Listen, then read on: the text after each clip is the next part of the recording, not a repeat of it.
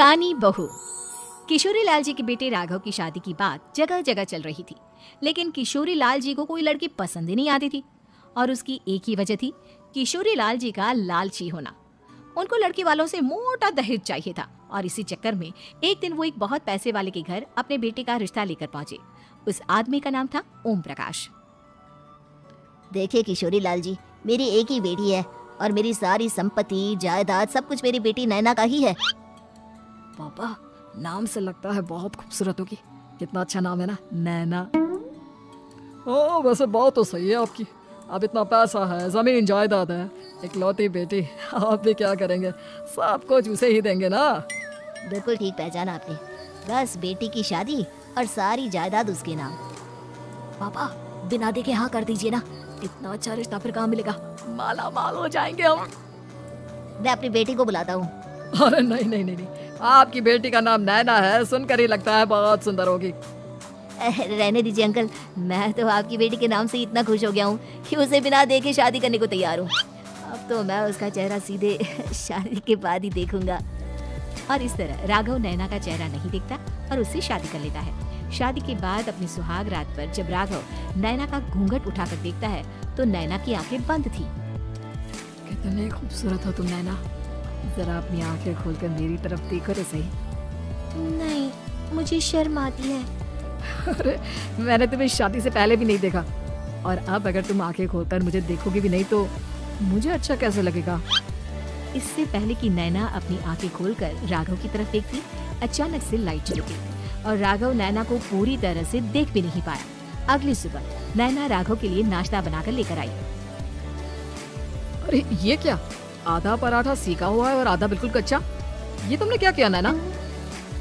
बहू, तुमने क्या आधा पराठा तवे से नीचे लटका कर रखा था, जो आधा सीका है और आधा कच्चा? मुझे जितना दिखेगा उतना ही तो सीखूंगी ना पापा जी। जहाँ जहाँ मुझे नजर आ रहा था वहाँ मैंने सीख लिया, और जहाँ जहाँ नहीं दिखा वहाँ कच्चा रह गया होगा।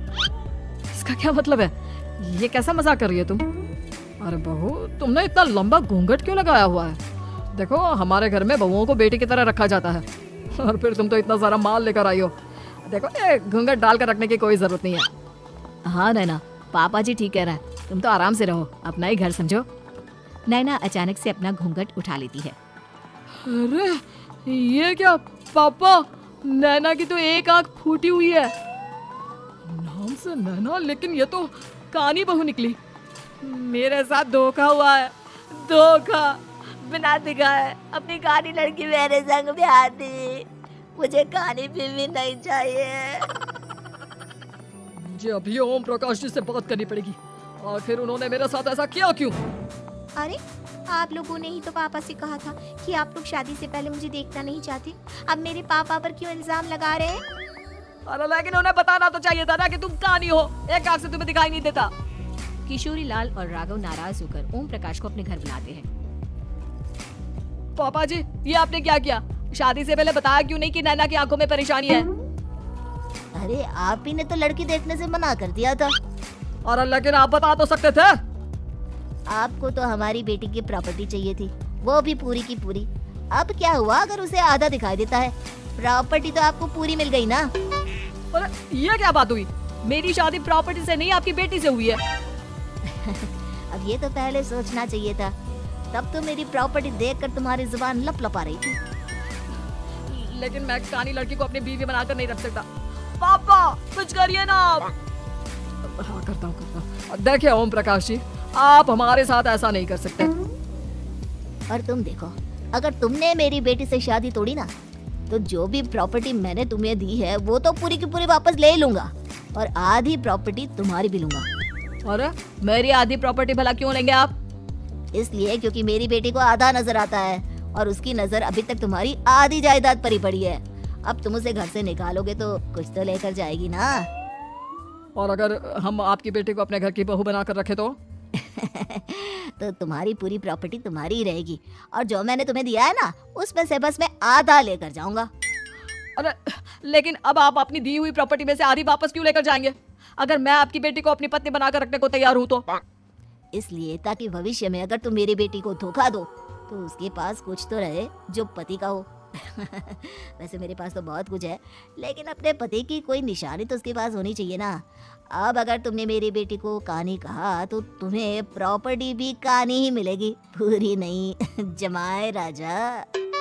किशोरी लाल और राघव समझ चुके थे कि वो बुरी तरह फंस चुके हैं और अब उनके पास वहाँ से निकलने का कोई चारा नहीं है। अब समझ में आया ना, लालच बुरी बला होती है। एक तो तुम्हें प्रॉपर्टी मिली, ऊपर से बीवी मिली, उसमें तुम्हें नखरे भी दिखाने हैं। आए बड़े, चुपचाप बैठो तुम। कुछ दिनों के बाद नैना राघव की कार लेकर बाजार घूमने निकलती है और जब कार लेकर वापस आती है, ये क्या, एक तरफ से मेरी गाड़ी पूरी खराब हो चुकी है। लगता है तुमने मेरी गाड़ी को किसी दूसरी गाड़ी के साथ एक्सीडेंट किया है। अरे कितना बड़ा नुकसान कर दिया तुमने बहू। क्या है ना पापा जी, मुझे एक आंख से दिखाई नहीं दे रहा था, सामने से गाड़ी आ रही थी। मुझे तो सिर्फ आधा ही दिखाई दिया और वो गाड़ी मेरी कार से रगड़ते हुए निकल गई। अब मैं क्या करूं बताओ? आप इसे ठीक कराने के पैसे कौन देगा, तुम्हारे पापा? तुमने मुझसे इस तरह से बात की? अभी रुको। नैना राघव की शिकायत ओम प्रकाश को कर देती है। देखो राघव, अब जो मेरी आधी प्रॉपर्टी तुम्हारे पास थी ना, उसमें से आधी और मैं लेकर जाऊंगा, क्योंकि तुमने मेरी बेटी को डांटा। अरे नहीं पापा जी, गलती हो गई, माफ कर दो। गलती की तो कोई गुंजाइश ही नहीं। अगली बार मेरी बेटी को डांटा तो बची हुई आधी में से आधी और ले जाऊंगा। लालच के चक्कर में हम दोनों ने बहुत बड़ी गलती कर दी बेटा। एक तो तुम्हें कानी बहू मिली और ऊपर से जो माल मिला वो भी काना। इस तरह राघव की हर एक गलती पर ओम प्रकाश उसकी प्रॉपर्टी का आधा आधा हिस्सा लेकर अपना सारा माल वापस ले गया और राघव को कानी बीवी से काम चलाना पड़ा। ये लालच वाकई में